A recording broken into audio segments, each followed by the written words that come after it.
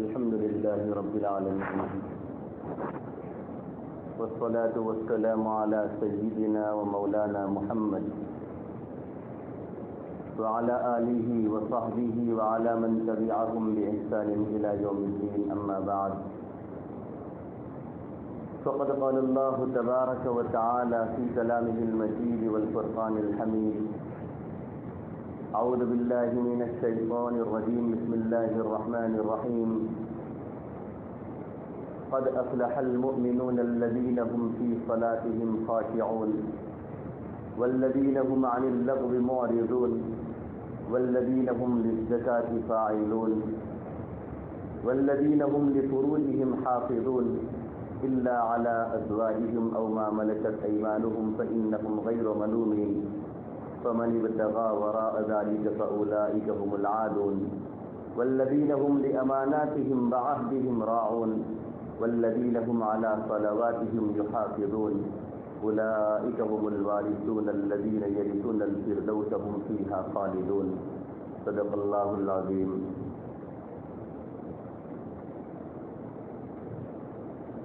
بزرگوں اور بھائیوں، 18ویں پارے کی ابتدائی 11 آیات کی تلاوت آپ کے سامنے کی ہے. اللہ تبارک و تعالیٰ نے ان 11 آیات میں مومن کامل کے 7 اوصاف بیان فرمائے. جو کامل مومن ہوتا ہے اس کامل مومن کی 7 خوبیاں، 7 اوصاف بیان فرمائے. جس شخص کے اندر یہ 7 اوصاف پائے جائیں گے، یہ 7 خوبیاں پائی جائے گی، تو وہ اللہ کے نزدیک کامل مومن کہلائے گا. اور جس کے اندر ان میں سے کچھ ہیں کچھ نہیں ہیں یا بالکل نہیں ہیں، تو وہ مومن تو کہلائے گا لیکن وہ ناقص مومن کہلائے گا، کامل مومن نہیں کہلائے گا. کیا اللہ تبارک و تعالیٰ فرماتے ہیں قد افلح المؤمنون، مومنین ایمان والے کامیاب ہو گئے. دیکھیے یہ لفظ فلاح کا بڑا عجیب و غریب لفظ ہے یہ. حالانکہ کامیابی کے لیے عربی زبان میں دوسرے بھی الفاظ استعمال ہوتے ہیں، لیکن اللہ تبارک و تعالیٰ نے یہاں پر فلاح کا لفظ، افلح کا لفظ استعمال فرمایا ہے. اور قرآن مجید میں کئی جگہوں پر اس طریقے کا لفظ استعمال ہوا ہے، جیسے قد افلح من تزکا، قد افلح من زکاہا. اس طریقے کا سمجھے کئی جگہوں پر یہ لفظ استعمال ہوا ہے. یہ فلاح کا لفظ بڑا عجیب و غریب ہے. اردو زبان میں اس کا ترجمہ ہم کر لیتے ہیں کامیابی سے، لیکن واقعی بات یہ ہے کہ اردو زبان میں فلاح کے معنی کو ادا کرنے کے لیے کوئی لفظ نہیں ہے، کوئی لفظ نہیں ہے. حضرات علماء نے لکھا ہے، حضرات مفسرین نے لکھا ہے کہ عربی زبان میں فلاح کا لفظ بولا جاتا ہے ایسی کامیابی کے لیے کہ جس میں انسان کی ہر مراد پوری ہو جائے اور ہر تکلیف دور ہو جائے، ہر مراد پوری ہو جائے اور ہر تکلیف دور ہو جائے. اس کے لیے فلاح کا لفظ بولا جاتا ہے. معلوم یہ ہوا کہ اللہ تبارک و تعالیٰ نے یہ لفظ جو استعمال فرمایا ہے فلاح کا، کہ انسان کی ہر مراد پوری ہو جائے اور ہر تکلیف اس کی دور ہو جائے، یہ بڑا عجیب و غریب لفظ ہے. اور اس کا کما حقہ تحقق، کما حقہ اس کا تحقق دنیا میں کسی کے لیے نہیں ہوگا، دنیا میں کسی کے لیے نہیں ہوگا. کما حقہ اس کا تحقق تو آخرت میں اللہ تبارک و تعالیٰ مومن بندوں کے لیے جنت میں ظاہر فرمائیں گے کہ مومن بندے جب جنت میں جائیں گے تو ان کی ہر مراد پوری ہو جائے گی اور ہر تکلیف دور ہو جائے گی. دنیا میں کبھی کوئی ایسا نہیں ہے دنیا میں کوئی ایسا نہیں پایا جاتا ہے کہ جس کی ہر مراد پوری ہو جائے اور ہر تکلیف دور ہو جائے. یہ تو آخرت میں ہوگا. دنیا میں بڑے سے بڑا آدمی کیوں نہ ہو, پرائم منسٹر اور ساتھ وہ اقلیم کا جو ہے بادشاہ کیوں نہ ہو, پوری دنیا کا بادشاہ کیوں نہ ہو, پیغمبر اور رسول ہی کیوں نہ ہو, نبی بھی کیوں نہ ہو, ان کی ہر مراد دنیا میں نہ پوری ہوتی ہے اور نہ جو ہر تکلیف ان کی دور ہوتی ہے. انبیاء کرام علیہ السلام تکالیف کا سامنا کرتے ہیں اور ہر نبی کو اپنی قوم کی طرف سے تکالیف کا سامنا ہوا, اور انبیاء کے بعد ہر ولی کو اور ہر اللہ کے نیک بندے کو تکالیف کا بھی سامنا ہوتا ہے اور ان کی ہر مراد پوری بھی نہیں ہوتی ہے. ہر مراد پوری ہونے کی جگہ اور ہر تکلیف سے دور ہونے کی جگہ اللہ تبارک و تعالیٰ نے آخرت میں مومن بندوں کے لیے جنت رکھی ہے. یہی وجہ ہے کہ قرآن مجید میں اللہ تبارک و تعالیٰ نے ارشاد فرمایا کہ اہل جنت کے لیے جنت میں وہ چیزیں ہوگی کہ جس کی وہ اشتہا کریں گے. لہم ما یشتہون. جنت والوں کے لیے جنت کے اندر وہ چیزیں ہوگی جس کی وہ اشتہا, یعنی جس کو وہ چاہیں گے. ایک آدمی دنیا میں اپنی چاہت کے مطابق چیز نہیں پاتا ہے, ایک آدمی دنیا میں اپنی چاہت کے مطابق چیز نہیں پاتا ہے, لیکن آخرت میں اپنی چاہت کے مطابق چیزوں کو پا لے گا. لہم فیہا ما یشتہون. جنت میں ان کے لیے وہ چیزیں ہوگی کہ جس کی وہ اشتہا کریں گے, جس کو وہ چاہیں گے. اور جنت میں جانے کے بعد, قدم رکھنے کے بعد ان کی ہر تکلیف دور ہو جائے گی.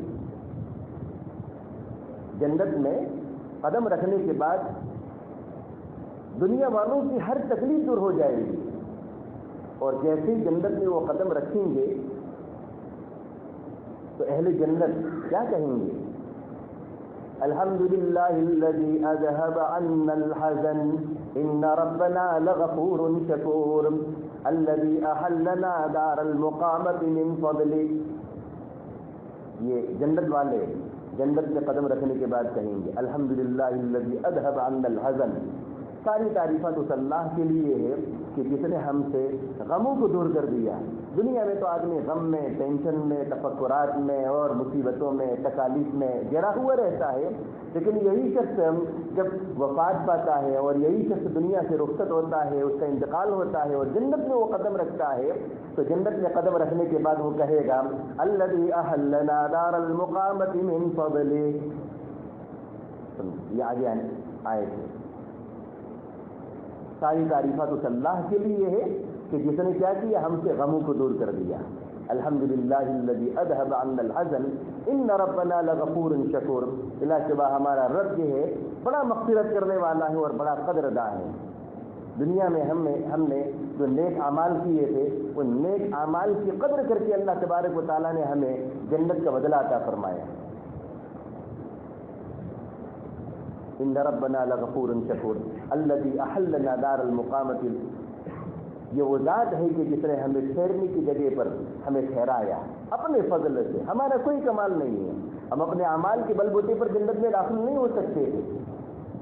جو کچھ اس نے کیا ہے جنت میں داخل کیا ہے یہ محض اس کا فضل ہے, یہ اس کا کرم ہے. کوئی شخص اپنے اعمال کے بل بوتے پر جنت میں نہیں جا سکتا ہے جب تک کہ اللہ کی رحمت اور اس کا فضل شامل حال نہ ہو.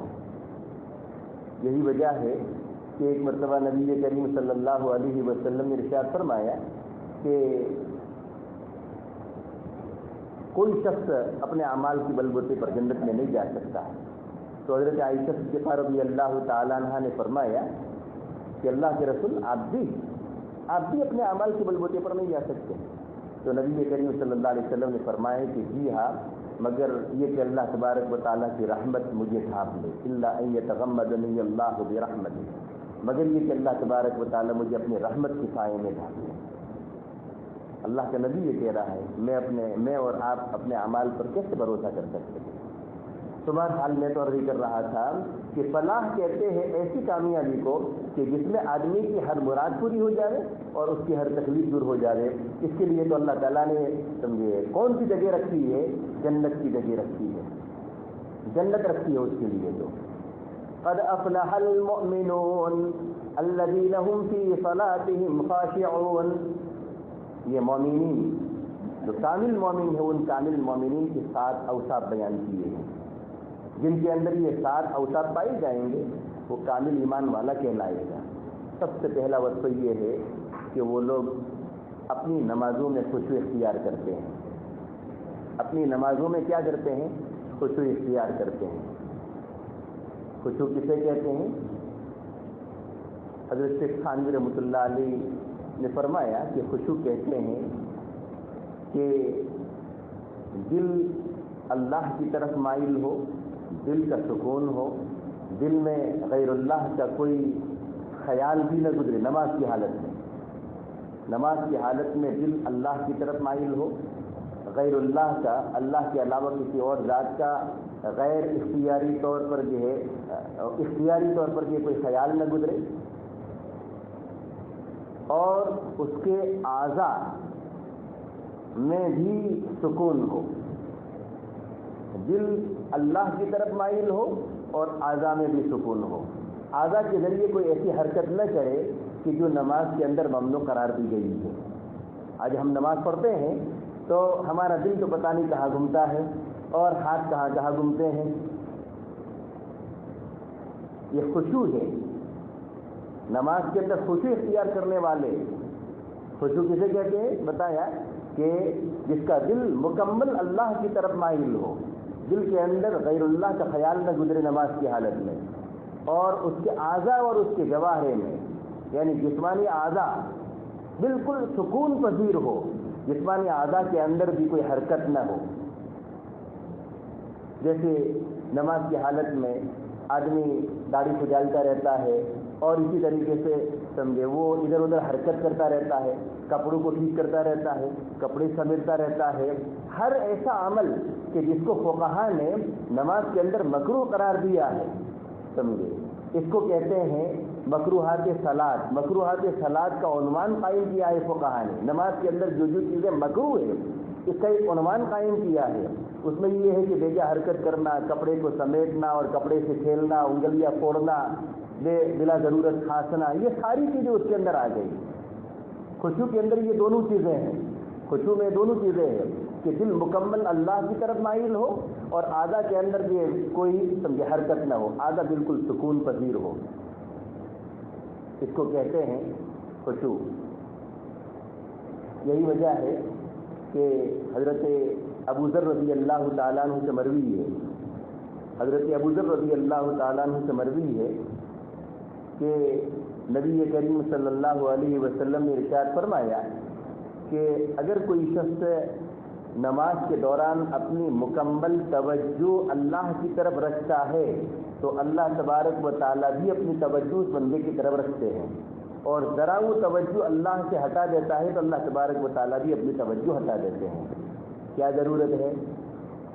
یہ ایسا ہی ہے جیسے ہمارے سامنے کوئی شخص کلام کے لیے کھڑا ہو, بات چیت کے لیے کھڑا ہوا ہو. جب نماز پڑھتا ہے بندہ تو بندہ نماز کی حالت میں اللہ سے مناجات کرتا ہے, اللہ سے ہم کلام ہوتا ہے, اللہ سے بات چیت کرتا ہے.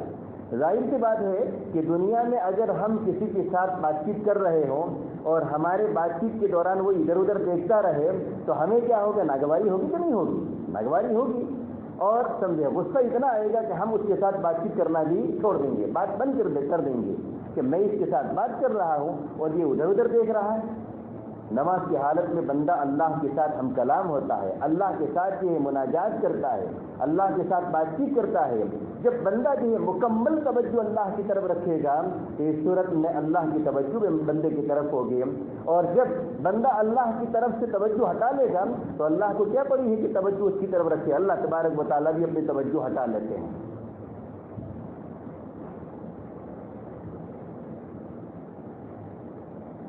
حضرت ابو ہریرہ رضی اللہ تعالیٰ عنہ سے مروی ہے کہ نبی کریم صلی اللہ علیہ وسلم نے شخص کو نماز پڑھتے ہوئے دیکھا اور وہ اپنی داڑھی سے یوں کھجال رہا تھا، اپنی داڑھی سے یوں کھجال رہا تھا. تو نبی کریم صلی اللہ علیہ وسلم نے فرمایا کہ لو خشع ھذا لخشعت جوارحہ، کہ اگر یہ لو خشع قلب ھذا لخشعت جوارحہ، اگر اس کا دل بھی خاشع ہوتا، اگر اس کا دل اللہ سے ڈرنے والا ہوتا تو اس کے اعضاء بھی کیا ہوتے، سمجھے، ڈرنے والے ہوتے. لیکن اس کا دل اللہ کی طرف متوجہ نہیں ہے، دل اللہ کی طرف مائل نہیں ہے، اس لیے اس کے اعضاء بھی ادھر ادھر کے کیا کر رہے ہیں، حرکت کر رہے ہیں. معلوم یہ ہوا کہ مومن کامل کے اوصاف میں سے پہلا وصف یہ ہے کہ وہ اپنی نماز کے اندر خوشی اختیار کرنے والا ہو، دل مکمل اللہ کی طرف مائل ہو اور اعضاء کے اندر بھی بالکل سکون ہو، اعضاء سے بھی بے جا حرکت نہ کرے.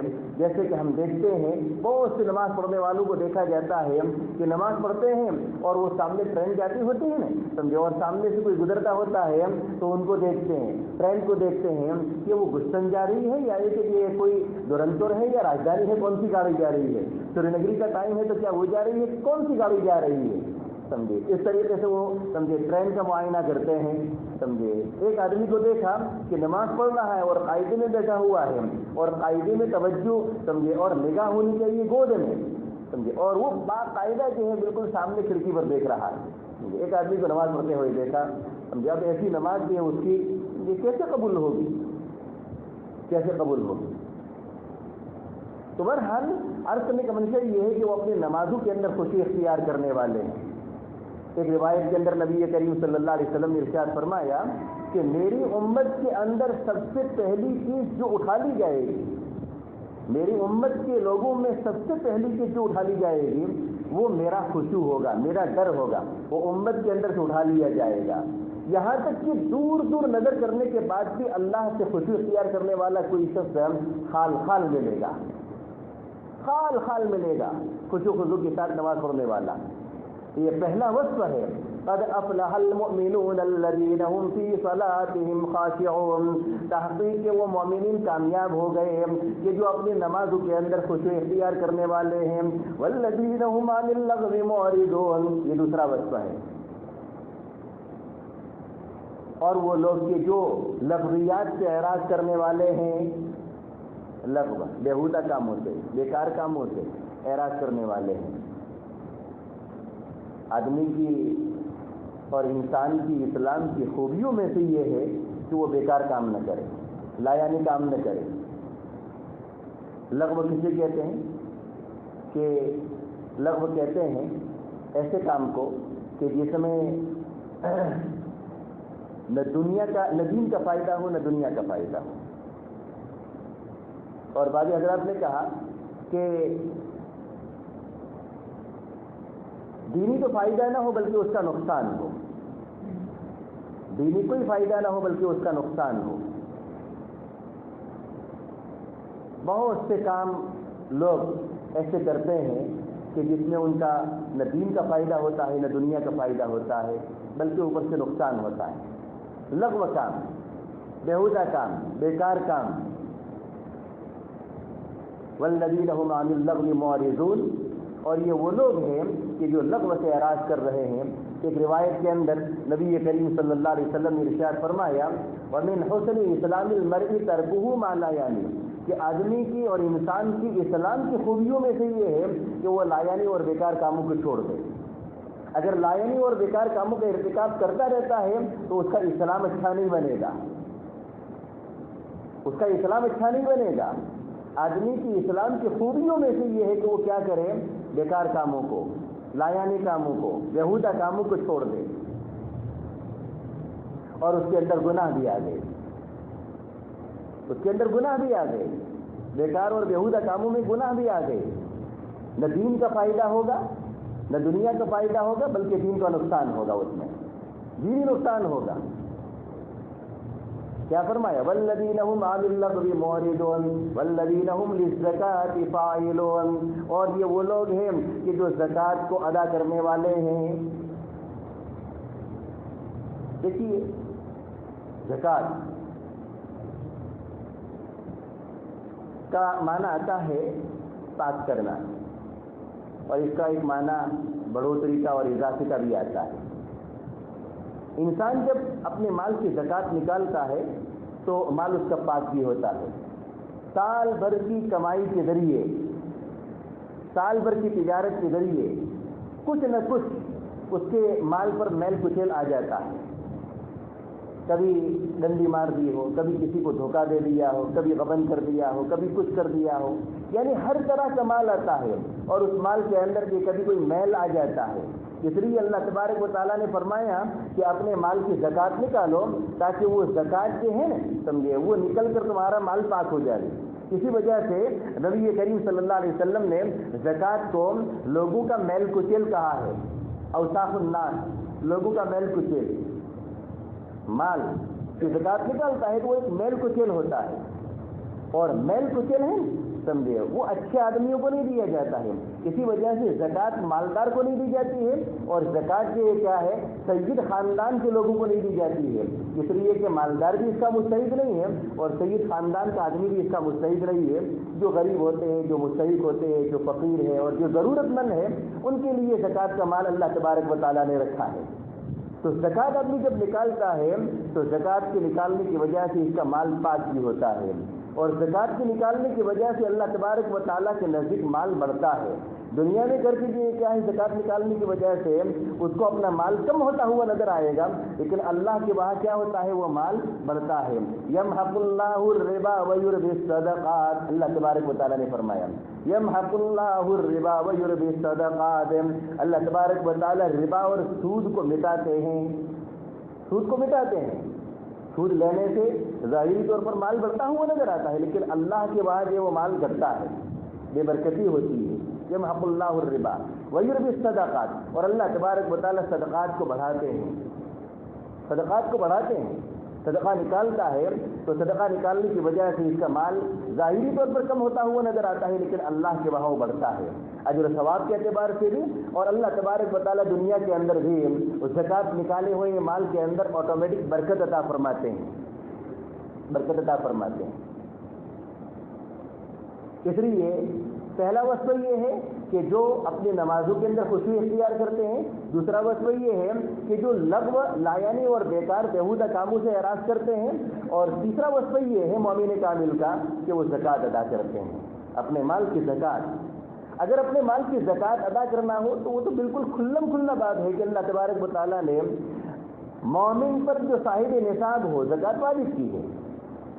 مومن پر جو صاحب نصاب ہو زکوٰۃ واجب کی ہے، لیکن یہاں پر فاعلون کہا ہے. فاعلون.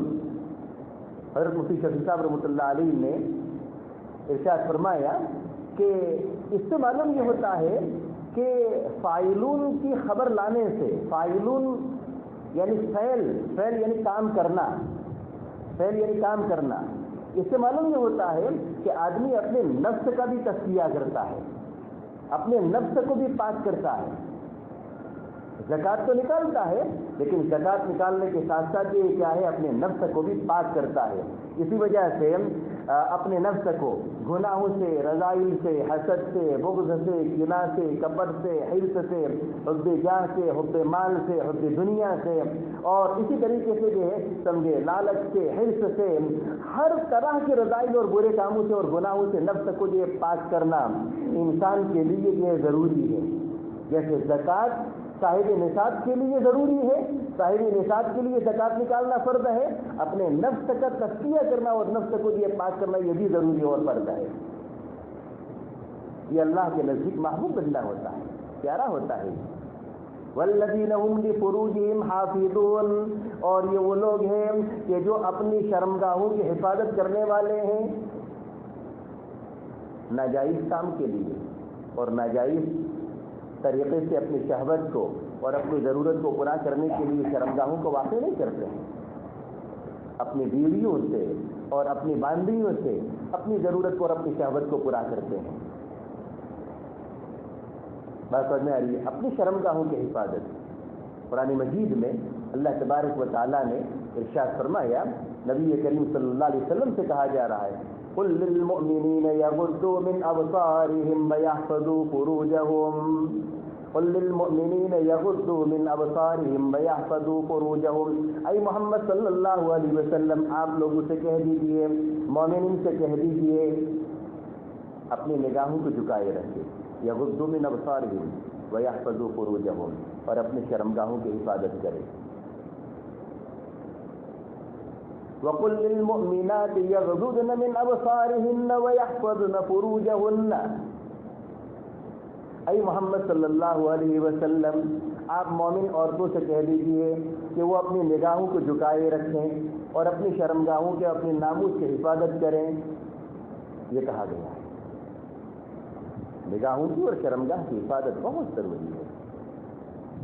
نگاہوں کی حفاظت نہ کرنے کے جرم میں آدمی شرمگاہ کے گناہ میں ملوث ہوتا ہے۔ اگر نگاہوں کو بچا لیا ہے، نگاہوں کی حفاظت کر لی ہے، بدنگاہی سے اپنے آپ کو بچا لیا ہے، تو اس کی شرمگاہیں سمجھے اور اس کا ناموس، اس کی عزت بخود محفوظ ہو جائے گی۔ ایک روایت کے اندر نبی کریم صلی اللہ علیہ وسلم نے ارشاد فرمایا، من یضمن ما بین لحییہ وما بین رجلیہ اضمن لہ الجنہ، من یضمن ما بین لحییہ وما بین رجلیہ اضمن لہ الجنہ، کہ جو شخص اپنے دونوں جبڑوں کے درمیان کی چیز، من یضمن ما بین لحییہ، لحیۃ یعنی دو جبڑے، جو شخص اپنے دو جبڑوں کے درمیان کی چیز یعنی زبان، اور جو شخص اپنے دونوں پاؤں کے درمیان کی چیز یعنی شرمگاہ کی مجھے ضمانت دے دے، گارنٹی دے دے کہ زبان کی بھی حفاظت کرے گا اور وہ جو ہے اپنی شرمگاہ کی بھی حفاظت کرے گا، اگر مجھے ضمانت دے دیتا ہے اضمن لہ الجنہ، تو میں اس کے لیے جنت کی ضمانت دیتا ہوں۔ اللہ کے نبی یہ کہہ رہا ہے کہ بس دو کی مجھے گارنٹی دے دو کہ زبان کی حفاظت کرو گے، شرمگاہ کی حفاظت کرو گے، تو میں اس کو جنت میں داخل کروا دوں گا۔ شرمگاہوں کی حفاظت کیا فرمایا، والذین هم لفروجہم حافظون الا علی ازواجہم، اور یہ وہ لوگ ہیں کہ جو اپنی شرمگاہوں کی حفاظت کرتے ہیں مگر اپنی بیویوں پر، ضرورت پڑنے پر کہ یہ بیوی سے اپنی شہوت پوری کر سکتا ہے، اپنی ضرورت پوری کر سکتا ہے، یا او ما ملکت ایمانہم، یا اپنی باندیاں، پہلے زمانے میں باندیوں کا رواج تھا، باندیوں سے، فإنہم غیر ملومین، کہہ رہے ہیں کہ وہ سمجھے ملامت زدہ نہیں ہے۔ اگر جو شخص اپنی ضرورت اور اپنی شہوت اپنی بیوی سے یا اپنی باندی سے پوری کرتا ہے تو ان پر کوئی ملامت نہیں ہے، ان پر کوئی ملامت نہیں ہے۔ اللہ تبارک و تعالیٰ نے بیویاں عطائی فرمائی ہے اور باندیوں کو عطائی فرمایا ہے اپنی ضرورت کو پورا کرنے کے لیے، ان پر کوئی ملامت نہیں ہے۔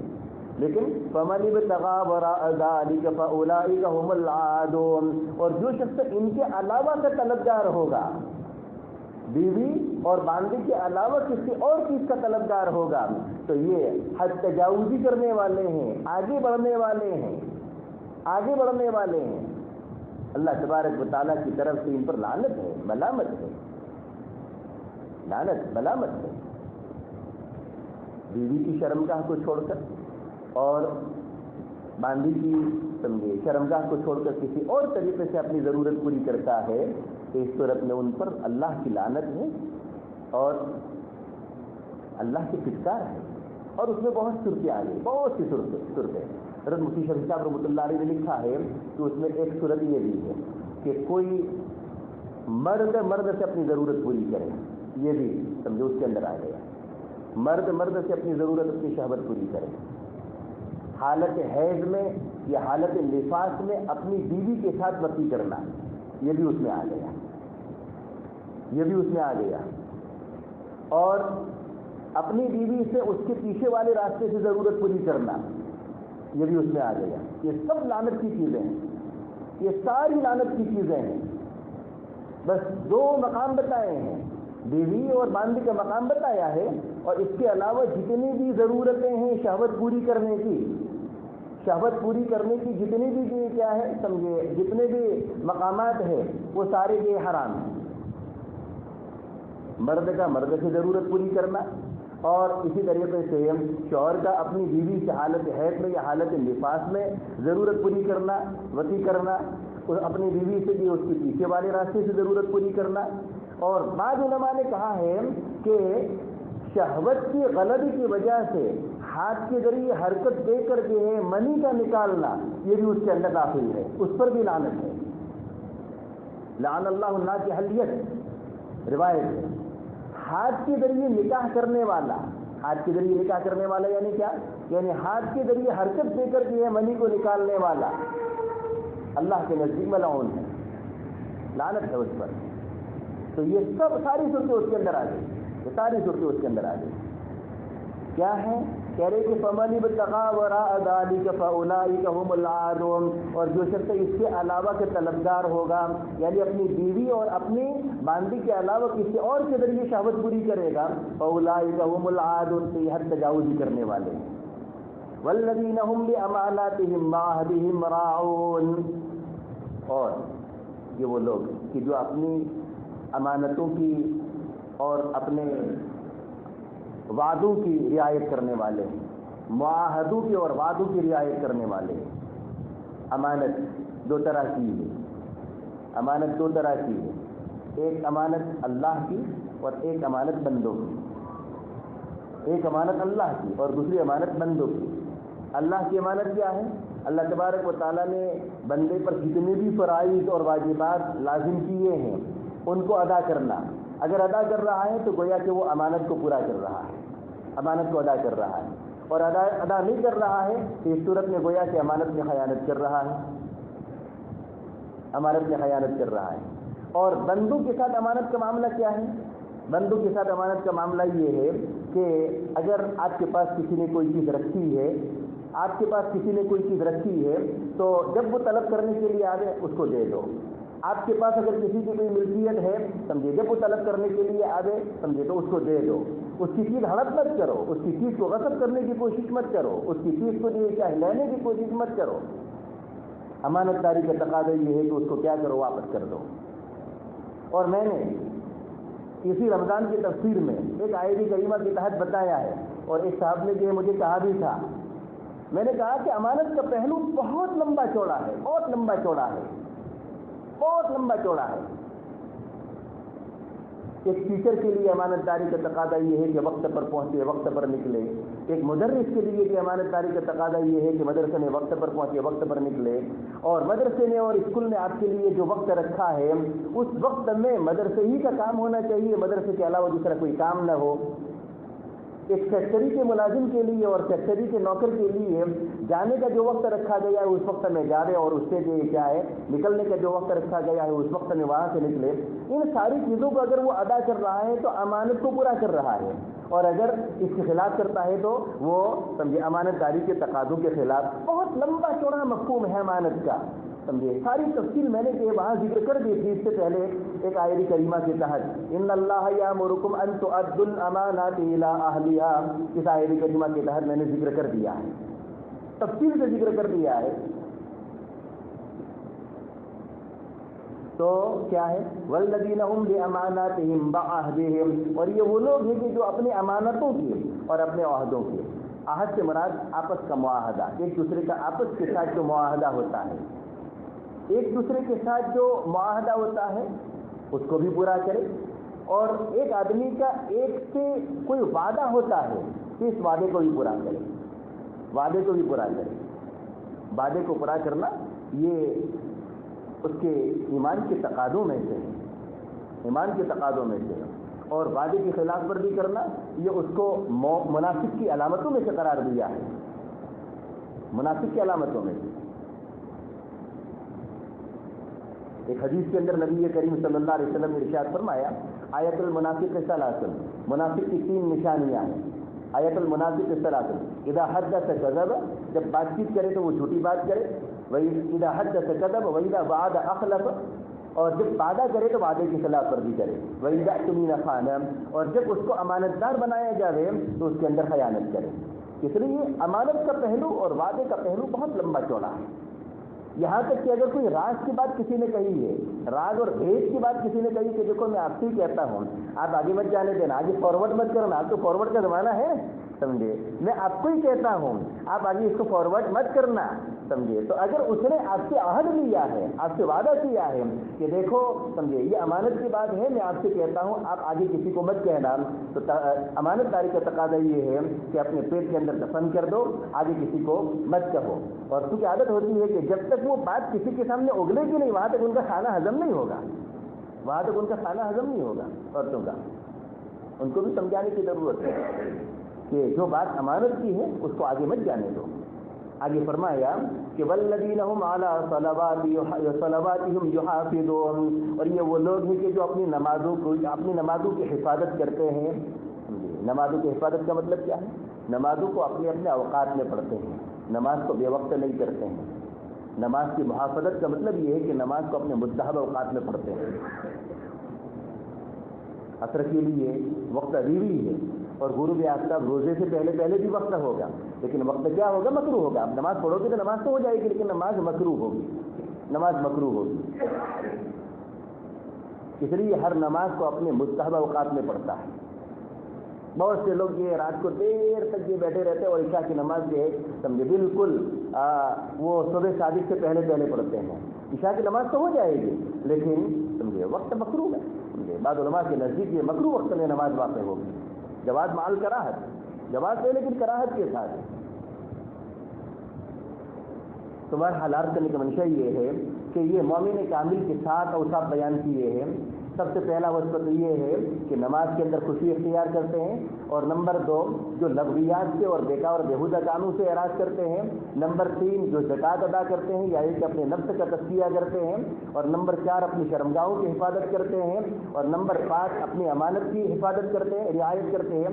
اور نمبر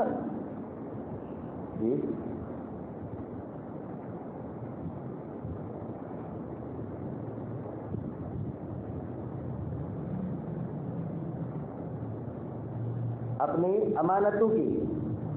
امانتوں کی رعایت کرتے ہیں، اور اپنے عہد اور وعدوں کی بھی رعایت کرتے ہیں، اور نمازوں کو اپنے اوقات میں بھی پڑھتے ہیں. یہ مومن کامل کے اوصاف بیان کیے ہیں.